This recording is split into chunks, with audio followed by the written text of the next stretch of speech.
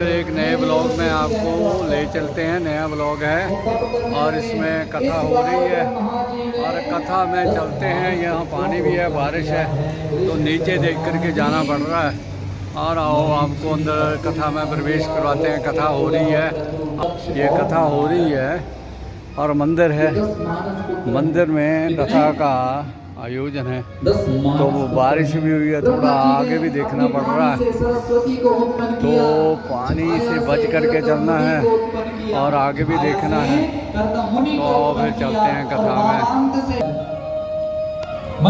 ये कथा हो रही है, कथा में ये देखो क्या करो, मनु और शत्रु का सृष्टि करने चले, लेकिन जिस पृथ्वी पर सृष्टि करने जा रहे थे कोई उसका हरण करके ले गया। 3 संवाद बताए थे। सूत जी सुना रहे शौनकादि ऋषियों को, सुखदेव जी सुना रहे परीक्षित जी को, और मैत्रेय मुनि सुना रहे हैं विदुर जी को। परीक्षित जी कहते हैं सूत जी महाराज जी से कि महाराज पृथ्वी को कौन ले गया? बोले एक राक्षस। उस राक्षस का नाम क्या था महाराज? बोले हिरण्याक्ष। क्या नाम? बोले महाराज फिर? बोले फिर क्या? पृथ्वी का हरण करके ले गया। तो जो हिरण्याक्ष पृथ्वी का हरण करके ले गया महाराज, जरा विस्तार से सुनाओ कि हिरण्याक्ष है कौन? ये हिरण्याक्ष है कौन? बोले ध्यान से सुनो। बोले बांके बिहारी लाल की। महामुनि कश्यप की 13 पत्नियों में से दिति और आदिति। अदिति के यहाँ सारे देवता हुए और दिति के यहाँ राक्षस हुए। देखो देवता और राक्षस दोनों भाई भाई हैं आपस में। क्यों? महाराज बोले महाराज ये दिति के राक्षस कैसे हो गए? हैं तो कश्यप मुनि के, ये राक्षस कैसे हो गए? बोले ध्यान से सुनो। ये राक्षस इसलिए हुए कि एक समय कश्यप मुनि संध्या वेला में संध्या वंदन करने के लिए अभी स्नान कर रहे थे। इतने में दिति आई और पुत्र उत्पन्न करने की इच्छा प्रकट कर दी। लेकिन कश्यप मुनि बोले कि संध्या का समय है, ये समय इस कार्य के लिए उचित नहीं है। संध्या के समय जो भी उत्पन्न हो वो देवता नहीं, वो राक्षस ही होगा। क्या होगा? लेकिन काम जब सिर पर सवार कौन है? कौन है? रामायण राम जी के भाई जो साथ रहते हैं कौन है? एक कामानुज, एक रामानुज। महाराज काम यदि सिर पर विराजमान हो गया फिर हमें अपने और पराये का और अच्छे और बुरे का कभी फर्क रहता ही नहीं। महाराज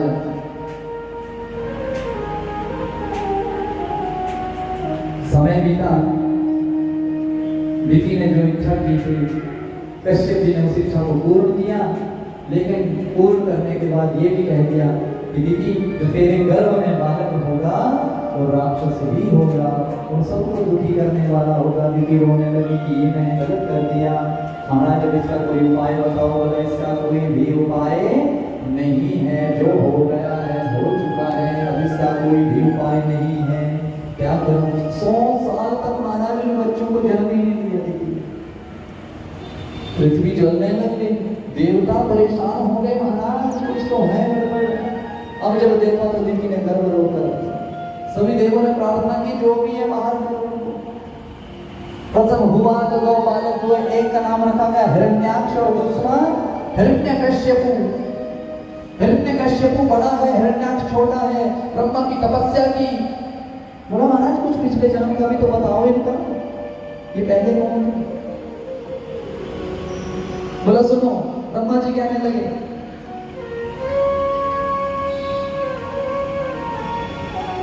सूत जी कहते हैं शौनकादि ऋषियों को कि ध्यान से सुनना।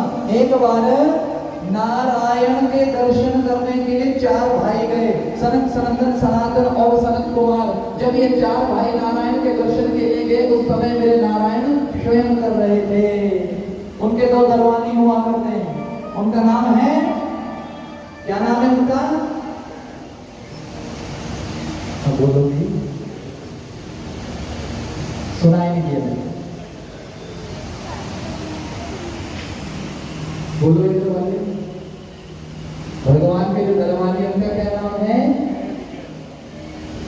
जय और क्या बात है, जोरदार ताली बजाओ। आपको बड़े महाराज क्या बात है, कथाएं सुनते पर आवाज में काट आ रही है, ये क्यों, क्या हो गया बता, कुछ हुआ, सब ठीक है ना, उठाओ बच्चा, बोलो राधे राधे, राधे राधे। हाँ, हाथ जरा जोर से उठाना, शर्माना नहीं है, ये हाथों की लकीरें दिखाएंगे भगवान को कि बोलो महाराज ये दिया है आपने, अच्छा है चाहे बुरा है, अच्छा है, सब बस ऐसे तंदुरुस्त रखना हमें, ये हाजिरी लग रही है आपकी, बोलो राधे राधे। जय और विजय, जय विजय ने चारों भाइयों को रोक लिया, चारों भाइयों को क्रोध आ गया कि आप होते कौन है हमें रोकने वाले, आप जानते नहीं हमें, क्रोध कर बैठे। क्रोध कितना किया, इतना क्रोध किया कि शापित कर दिया दोनों को कि जाओ आप 3 जन्मों तक क्या होंगे, तो एक जन्म में हिरण्याक्ष और हिरण्यकश्यपु, एक जन्म में रावण और कुंभकर्ण, और एक जन्म में शिशुपाल और दंतवक्र। आगे आएंगे दंतवक्र और शिशुपाल के। महाराज हिरण्याक्ष और हिरण्यकश्यपु को भाई भगवान का तप किया, भगवान का तप किया और जितने भी वरदान थे सब मांग लिए। अब हिरण्याक्ष के मन में भाव आया कि इस पूरे संसार में मेरे साथ लड़ने वाला कोई नहीं है, तो क्या करूं, तो पृथ्वी का ही हरण करके ले गए। जब महाराज पृथ्वी का हरण करके ले गए, मनु और शत्रुपा ब्रह्मा जी के पास गए, महाराज सृष्टि करें तो कहां, पृथ्वी तो है नहीं, वो तो जल के भीतर ही लेकर जा रहा है, कौन, हिरण्याक्ष। उसी समय ब्रह्मा जी को क्रोध आया और ब्रह्मा जी की नासिका रंध्र से भगवान वाराह प्रकट हुए। बोले ब्राह भगवान की, वाराह भगवान जब प्रकट हुए महाराज, मुख उनका सुअर की तरह सूकर, सू सू करोति इति सूकरः, नाक लंबा होता है, सूंघने की शक्ति बड़ी होती है, सूंघते सूंघते पीछे पीछे चले गए और धरती को, उस पृथ्वी को ढूंढ निकाला। महाराज हिरण्याक्ष ने बोला कि कौन है रे तू, प्रभु बोलने लगे कि कोई बात नहीं, तू चिल्ला ले जितना भी तुम्हें चिल्लाना है, पर एक काम कर, सबसे पहले इस पृथ्वी को स्वस्थान पर रख दे। हिरण्याक्ष ने बोला महाराज पहले मेरे साथ युद्ध करो। अब युद्ध होने लगा महाराज, बहुत समय तक जब युद्ध चला तो भगवान ने देखा कि जितना इसको अब दौड़ना था ये दौड़ लिया, अब ये मेरे हाथों से मरने वाला है। भगवान वाराह को जैसे ही क्रोध आया, गले से पकड़ा और एक ही चांटा मारा, और जैसे चांटा मारा वैसे ही गाना भगवान ने हिरण्याक्ष को मार गिराया। बोलिए शत्रुपा सृष्टि करने लगे। मनु शत्रुपा के यहाँ 5 संतानें हुई, कितनी, 3 लड़कियां और 2 आकुति, प्रसूति और देवहूति, ये 3 कन्याएं हुई, और उत्तानपाद और प्रियव्रत ये 2 बेटे। कुल मिला के कितने हुए, 5। सबसे पहले मछली कन्या का वर्णन करने लगे, देवहूति। देवहूति का विवाह कर दिया गया कर्दम ऋषि के साथ। कर्दम मुनि कहते हैं कि मैं विवाह नहीं करूंगा, मैं तो भगवान का भजन करूंगा। भगवान के पास कर्दम मुनि गए, महाराज मैं विवाह नहीं करूंगा, मैं विवाह नहीं करूंगा। अच्छा, विवाह नहीं करूंगा, भगवान कहते हैं कर ले तभी तो सृष्टि तो चलेगी। नहीं नहीं महाराज मैं नहीं करूंगा, मैं विवाह वाले चक्रों में पड़ने वाला नहीं हूं, मैं विवाह नहीं करूंगा, विवाह करके तो फंस जाऊंगा, कभी ये ला कभी दही ला, तो कभी दूध ले आना, तो कभी घिया ले आना, तो कभी कद्दू ले आना, ये मैं रह जाना, कद्दूएं ढूंढते ही कद्दूओं के चक्कर में रह जाना, इसलिए महाराज विवाह नहीं करूंगा। ये छोड़ो चक्कर। भगवान ने क्या कहा कि तू चिंता मत कर, मैं ही तेरा पुत्र बनकर आऊंगा, तू विवाह तो कर। तब थोड़ा मन में लालच आ गया कि अब तो विवाह करना पड़ेगा। बोला ठीक है महाराज, मेरी एक संतान हो जाएगी तो उसके बाद में सबको छोड़कर वन में चला जाऊंगा, वन में जाकर के भगवान की भक्ति करूंगा। बोला ऐसे ही करना, तुझे कोई नहीं रोकेगा। देवहूति के साथ विवाह हुआ। महाराज मनु और शत्रुपा की पुत्री राजकुमारी, बड़ी सुंदर, क्या महाराज सुंदर श्रृंगार किया उसका, कर्दम होने के साथ ब्याह कर दिया। ब्याह करके अब लड़की किसके घर जाती है? किसके घर? शादी के बाद लड़की किसके घर जाती है? पिता के घर, पति के घर। पति के कर्दम मुनि किसी आश्रम में रहते थे। अब उस आश्रम में देखना क्या माहौल था। बड़े बड़े बिल समझते हैं, छेद। एक छेद से चूहा निकल रहा है तो दूसरे से सांप। सांप भी वहीं रहता है, चूहा भी वहीं रहता है, शेर भी वहां रहता है, हिरण भी वहां रहता है, मोर भी वहां रहता है, जबकि सब एक दूसरे के क्या हैं।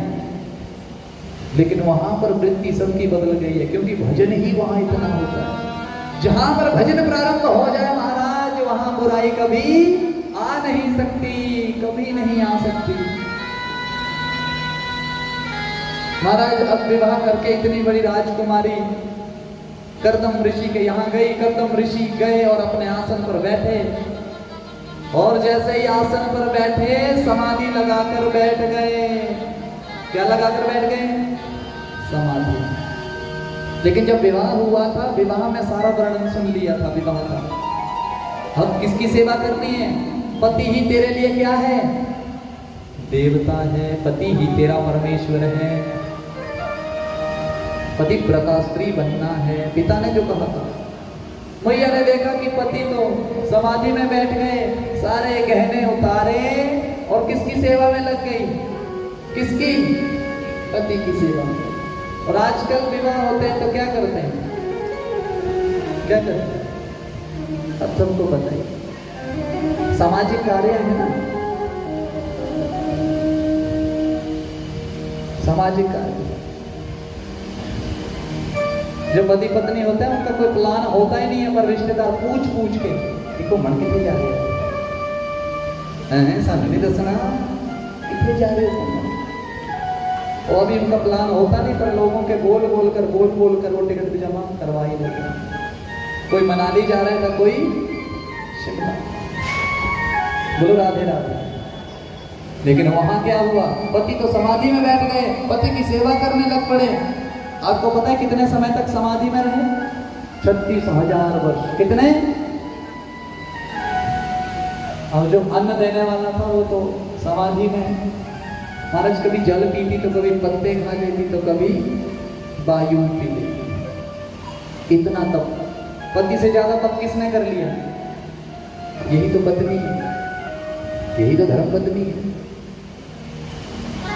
आप माताएं बताओ मेरे को, आपके जब धर्मपति पति परमेश्वर घर आते हैं और आकर के कहते हैं 30 तारीख को कि इस बार मुझे सैलरी अगले महीने मिलेगी, तो आप घर छोड़ के चली जाती हैं? बोलो, आप क्या कहती हैं? आप चिंता मत करो, मैं संभाल लूंगी, यही धर्म पत्नी है। बस पति का काम बोलना था, पत्नी उसी समय अपना दिमाग चलाती है और तुरंत जाकर के देखती है कि राशन कौन सा नहीं है, मैं इसी राशन में इस महीने को चला दूंगी। यही तो था। अब रह गए 4 एक परिवार में। पहले तो एक ही परिवार में 20-20 जन। कितने? 20-20 सब इकट्ठे रहते। महाराज समाधिस्थ पति की सेवा में लगी देवहूति। 36,000 वर्षों के बाद जब कर्दम मुनि ने समाधि खोली तो सामने देवहूति को देखा। महाराज कर्दम मुनि की जटाओं से भी बड़ी बड़ी किसकी जटाएं बन गई थी? बालों की। देवहूति। और मुख से निकला, मैया कौन हुआ? और मेरे आश्रम में क्या कर रही? प्रणाम किया। बोला महाराज प्रणाम। बोला आप कौन? मैंने पहचाना, अपनी पत्नी को नहीं पहचाना। बोला महाराज मैं मनुपुत्री देवहूति, आपके साथ विवाही।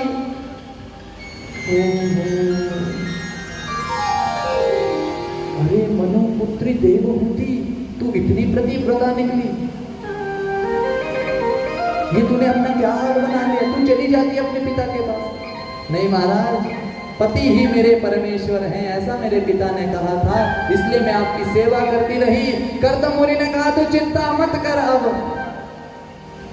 कर्दम मुनि इतने तपस्वी, संकल्प मात्र से महाराज उन्होंने एक विमान तैयार कर लिया। क्या तैयार कर लिया? एक विमान तैयार कर लिया। उसी विमान के भीतर सारी सुख सुविधाएं, उस विमान में बैठकर आपका मन जो भी बोलेगा वही हो जाएगा। एक सुंदर तालाब प्रकट हो गया। उस तालाब में 100-200 दासियां उत्पन्न हो गई। जिस जल के भीतर देवहूति को ले जाया गया, वहां पर स्नान हुआ, उबटन लगा महाराज। और जब उस कुंड से वो बाहर निकली तो ऐसा लग रहा महाराज जैसे रानी नहीं महारानी आ गई है। सुंदर हो गई देवहूति, नाना प्रकार के बड़े बड़े गहने, सुंदर वस्त्र आभूषण डालकर तैयार हो गई। कर्दम मुनि भी संकल्प मात्र से सुंदर हो गए और दोनों ही उस विमान में रमण करने लगे, कभी यहां तो कभी वहां। समय बीता महाराज, उनके घर कितनी कन्याएं हो गई? 9। कितनी? जब 9 कन्याएं हो गई तो याद आया कि मैंने तो बोला था भगवान को कि एक संतान हो जाएगी तो मैं कहाँ चला जाऊंगा? जंगल चला जाऊंगा। तो यहाँ तो 9 हो गए महाराज। अब मैं चला, जैसे ही जाने लगे पत्नी ने रोका कि महाराज ये तो पराया धन है, कल को शादी हो जाएगी, फिर मैं अकेली, एक पुत्र हो जाए तो महाराज उसके बाद चले जा। कर्दम मुनि को याद आया कि महाराज भगवान ने बोला था कि मैं स्वयं आऊंगा। तो इस बार महाराज देवहूति के गर्भ में स्वयं साक्षात हमारे भगवान नारायण आए हैं। चेहरा भी बदल गया महाराज, नूर आ गया है चेहरे पर। देखने मात्र से लगे कि इसके गर्भ में सच में ही नारायण है। बोलो राधे राधे। समय बीता महाराज, प्रसव हुआ, एक पुत्र को जन्म दिया महाराज। और वो पुत्र कौन? बोले कपिल भगवान की, जिन्होंने अष्टांग योग रचा। ये अष्टांग योग जो है ना, ये उन्होंने ही रचना की है। सब बड़े प्रसन्न हुए महाराज। महाराज ये बात देवताओं को पता लगी, ब्रह्मा जी को पता लगी। ब्रह्मा जी ने कहा कि अब तो हम नारायण के दर्शन करके ही आएंगे। कपिल भगवान के दर्शन करने चले गए। लेकिन जैसे ही एक पुत्र हुआ, कर्दम मुनि ने हाथ जोड़े अपनी धर्मपत्नी के आगे कि मैंने वादा किया था एक पुत्र हो जाएगा तो मैं घर छोड़कर चला जाऊंगा। वो तो वन की ओर चले गए। महाराज देवहूति पुत्र का पालन पोषण करने लगी। लेकिन एक दिन ब्रह्मा जी उनके दर्शन करने आ गए महाराज। मानस 10 पुत्र हैं उनके। कितने? लेकिन नारद जी तो एक जगह टिकते नहीं थे, वो पता नहीं कहां चले गए थे। लेकिन जब प्रभु का दर्शन करने गए तो 9 पुत्रों को साथ लेकर के कपिल भगवान के दर्शन करने गए। कपिल भगवान के दर्शन किए, हाथ जोड़े, देवहूति मां वहां विराजमान। ब्रह्मा जी ने कहा महाराज आपके यहाँ साक्षात नारायण आए हैं, हम धन्य हो गए। महाराज कोई हमारे लायक सेवा हो तो जरूर करना। बोला महाराज आपके कितने पुत्र हैं? ब्रह्मा जी को कहा। बोला 9, साथ ही लाया हूं। तो बोला मेरी कितनी कन्याएं हैं? कितनी? अगर कृपा हो जाए ये विवाह दिए जाए तो महाराज विवाह हो जाए। यदि ब्रह्मा जी तो पहले चाहते थे कि सृष्टि हो, तो उन 9 ऋषियों का विवाह देवहूति की 9 कन्याओं के साथ संपन्न कर दिया गया। बोले श्रीमद् भागवत महापुराण की। महाराज उनका विवाह हुआ। ब्रह्मा जी बड़े प्रसन्न हैं महाराज। एक दिन महाराज कपिल मुनि समाधिस्थ हैं और उनकी माता अपने पुत्र के पास जा रही है। देवहूति अपने पुत्र के पास गई, भगवान कपिल भगवान के पास, और पूछने लगी कि हे पुत्र मैं पैदा हुई कहां? मनु के यहां, जो राजा। तब भी मेरे पास किसी चीज की कमी नहीं थी। विवाह हुआ तो गर्दम मुनि के पास जो संकल्प मात्र से कुछ भी कर सकते थे, और पुत्र हुआ तो साक्षात नारायण, पर फिर भी मन में संतुष्टि नहीं है। नारायण संतुष्टि नहीं है, पुत्र भी नारायण हुआ फिर भी मन संतुष्ट नहीं है। तो आज कुछ बताओ, कपिल भगवान ने अपनी मां को अष्टांग योग का प्रवचन किया है और बोला महाराज ये मन तभी लगेगा जब आप किसी को गुरु बनाएंगे। क्या बनाएंगे? इसलिए गुरु के बिना गति। बोले सदगुरुदेव महाराज की। बोला महाराज गुरु कैसा? आजकल जिसके पास सबसे बड़ा वैभव है वो गुरु है, या जो फकीर है वो गुरु है? किसको समझे? तो बोला गुरु के लक्षण 5 हैं। क्या है? भागवत जी में 5 लक्षण बताए हैं गुरु के। तितिक्षवः कारुणिकः सुहृदा सर्वदेहिनां अजात शत्रुवा शांतः साधवा साधुभूषणः। जो सहनशील हो, करुणा करने वाले हो, द्वंद्व को सहन करने वाले हो, देहधारियों से प्रेम करने वाले हो, और जिसका कोई भी शत्रु ना हो, ऐसा कोई मिल जाए तो उसे गुरु बना लेना। शिक्षा गुरु तो आप कितने भी बना सकते हैं, पर दीक्षा गुरु एक ही। अभी पीछे शिक्षक दिवस भी था। सबसे बड़ा गुरु तो घर पे है कौन? हमारी कौन? मां।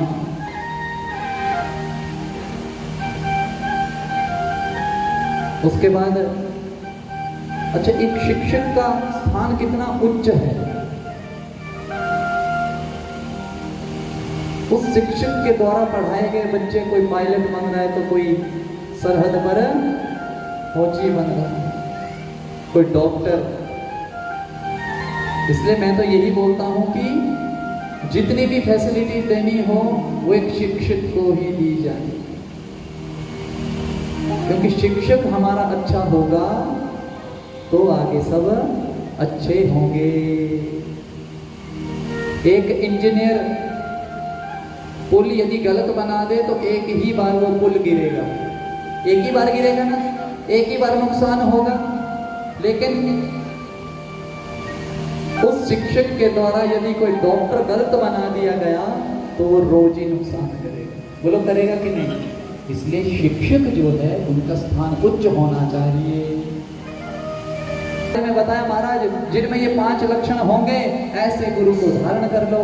मैया बड़ी प्रसन्न हुई, अपने पुत्र से उपदेश सुना, बड़ी प्रसन्न हुई और भगवान की भक्ति करने लगी और प्रभु लोक में चली गई। बोले शंकर भगवान की जय। समय बीता महाराज, कपिल भगवान सागर में विराजमान हो गए, जिसको गंगा सागर कहते हैं, उसके मध्य में विराजमान हो गए। लेकिन आज हम अष्टांग योग को नहीं मानते हैं,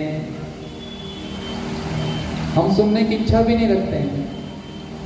अगर ज्यादा देर हो जाए कथा सुनते सुनते तो मुझे ऊपर से ही लग जाता है कि एक भजन अब सुनाना ही पड़ेगा, एक भजन सुना, पर मैं नहीं सुनाऊंगा। अभी कथा बहुत है, क्योंकि कल कौन आने वाले हैं? कौन आने वाले हैं कल? बताओ।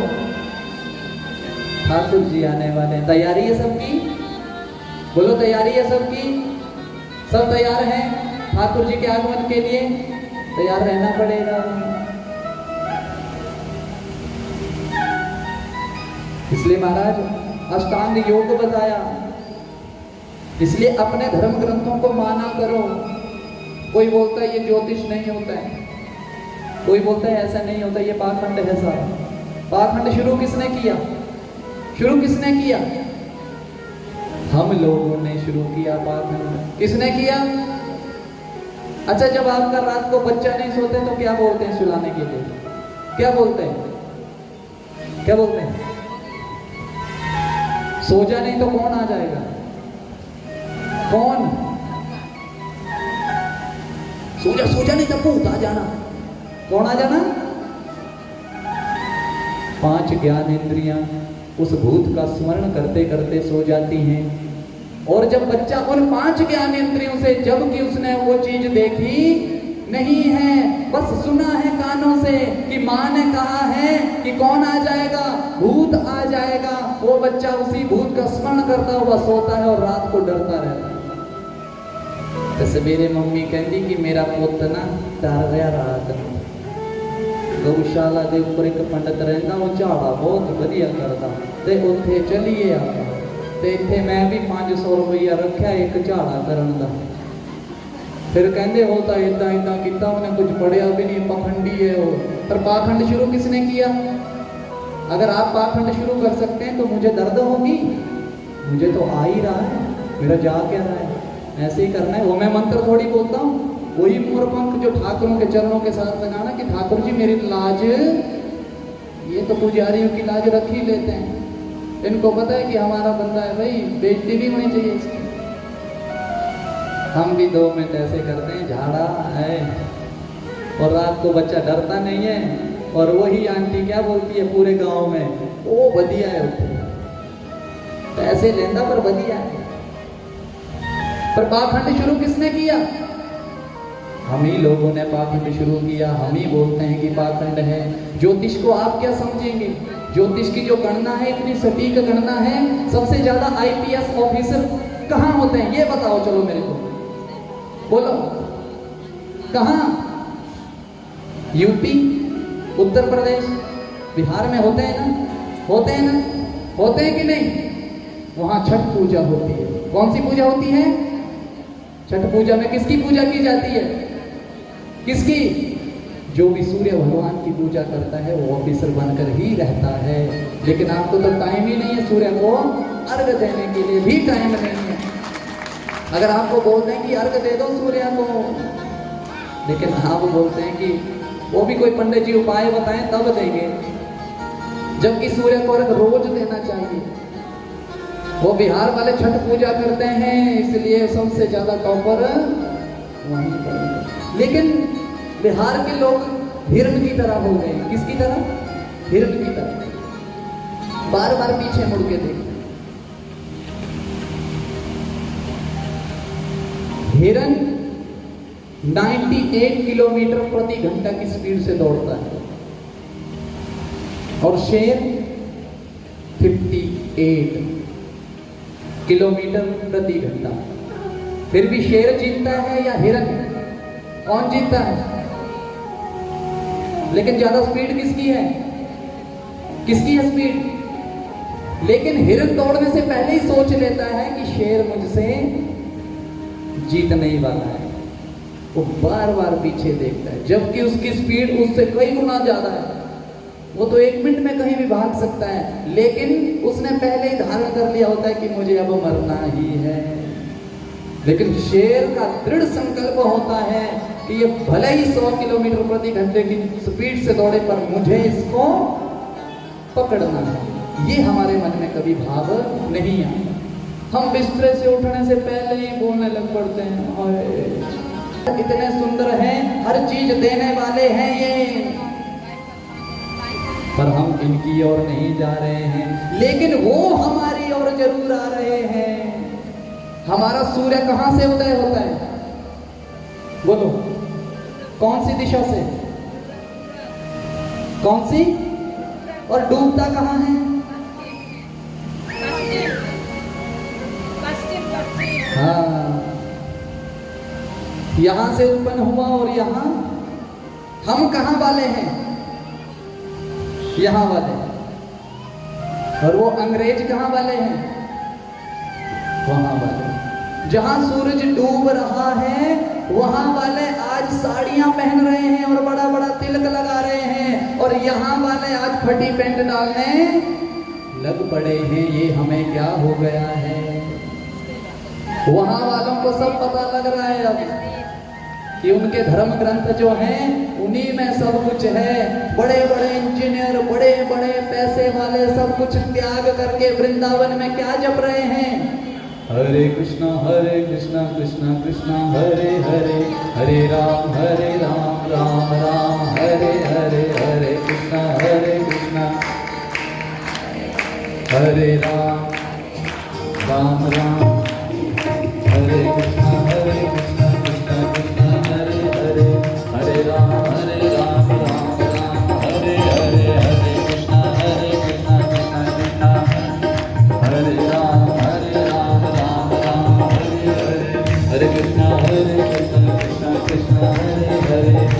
राम